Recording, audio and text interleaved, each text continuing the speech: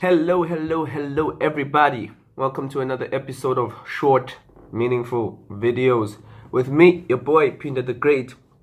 Today, guys, we're going to be discussing Hlomu the Wife by Dudu Busani Dube. This is a piece of literature that I read in 2015, but of course, it's still relevant even in 2017. So we're going to get into it, chop it up, see what we find. Stay tuned. Bam. Hey, if you call me a star, maybe you're living in the dark. So guys, I'm back. We're doing this review of Hlomu the Wife by Dudu Busani Dube. So the first thing, I guess, naturally that we're going to talk about is the author, okay, Dudu. I guess it's important in 2017 to have female authors, black authors.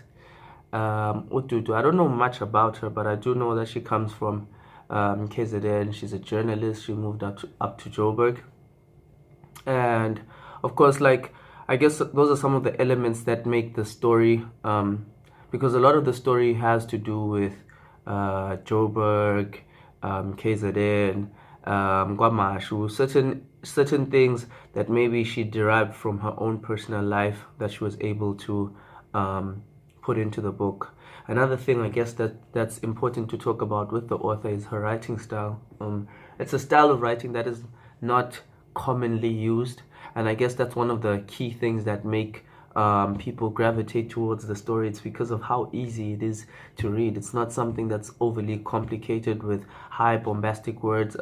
It uses a lot of colloquial language, you know. It uses a lot of in a way slang terms, you know. Even, I think, if I'm not mistaken, if I remember well, because I did read the book a while ago, there's even aspects where she writes in Zulu. So those are some of the things that make it really relatable to the audience. Her story is very authentic. It's very South African. That's one of the things that really make people open up and gravitate towards it. I think the next thing then that naturally becomes important after you've spoken about an author is the storyline. Okay, here the storyline is centered around Hlomu and Umqhele. Okay, I don't know how they say it in Zulu. I'm not Zulu. I'm not a Zulu guy, but the guy's name is Umqhele. All right. So this guy is a taxi driver. He's courting this girl, but it's written more in the perspective of the girl.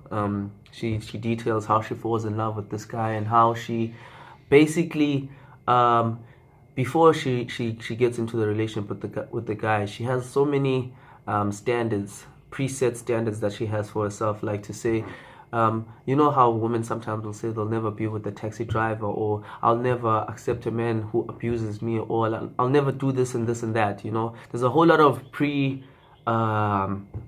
I don't know what to call them, but like reservations, a lot of reservations that women have before entering into a relationship. And we see in the story how Hlomu practically breaks all of the things that she said she'd never stand for, you know, just to accept this man. I guess it's because of how much she loves the man and how much she feels the man basically loves her. It's a very deep, let me not say it's a deep story, but for a South African, the story is very relatable. It feels like a true story. It feels like something that's happened before, you know. To that extent, I've always, when I've read the book, thought this could actually make a really good series on TV, if not a series, a movie. I don't know which would be better between the two, a series or a movie, because sometimes maybe a movie can just finish it too quickly, whereas a series will prolong it and you'll get to see so many aspects of the brothers. But the story is very authentic. It's very South African. It's very endearing. You know, you become hooked to it. It's not a long book, so it's easy to stay in and just give yourself 2 to 3 days, and by then you're completely done with it. The next thing, okay, that I want to discuss is, of course, you can see I'm a male, I'm a guy, I'm a dude, I'm a nigga. So in that, the book is really directed towards females. I would say. So it's rare to find a guy reading it, but I read it, and as a male, the one thing that really stood out to me was like how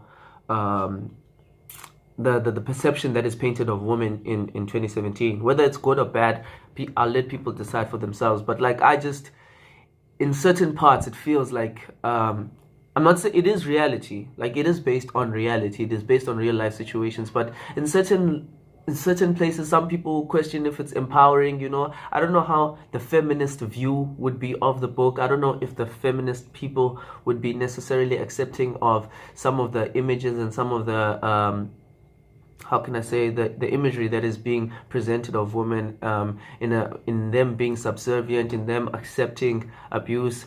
Or is that actually the reality, you know, to say if you want a true love situation with someone, you need to be willing to deal with all of these things, abuse, like not just the I guess it's polar extremes. You have your extreme love, and then you have your extreme abuse, and then you have your extreme compassion, and then sometimes you'll have, sometimes when someone will try and control you. Like, where's the balance? I guess the first question is, where's the balance? And then also, is it okay to depict women in that way in 2017? I don't know.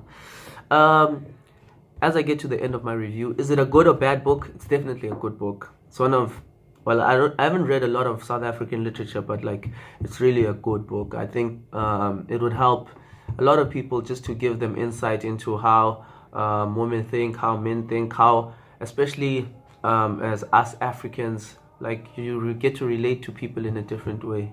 If I have some words to the author, like, I'd definitely say, do power to you. Power to you, man. You know, like, keep it going. Like, you're definitely empowering Africans. You know, it's so important to have African literature in 2017 and beyond. I hope this is not the end. I hope, like, she really becomes, you start to transcend, you know, borders and countries and that type of thing, and become like those J.K. Rowlings and whoever else. Because, like, it is important that we also have superhero figures that are completely when I say superhero figure, you know, you look at someone like J.K. Rowling in America, and her story has become so big that she is like a superhero in real life. And I don't think there's a limit to where Hlomu can go, because it's 3 years later. Since 3 years since I've read it, and still people are talking about it, and still it's only just entering into mainstream consciousness, you know. And once it enters into mainstream consciousness, there's no limit to where the book can go. So, like, I just hope in time you can become as big, as superstar as possible. Like, one more thing, I don't know, a lot of people probably have read The Alchemist, but like, they don't know how long it took for The Alchemist to become as big as it became. Like, it took something like close to 10 years for the book to actually really start reaching the audiences that it was reaching. So I think that the same can happen for her series. Just give it time and let it live. For more videos, comment, subscribe, like, do all of those good things. Short, meaningful videos with your boy Peanut the Great. Hey, if you call me a star,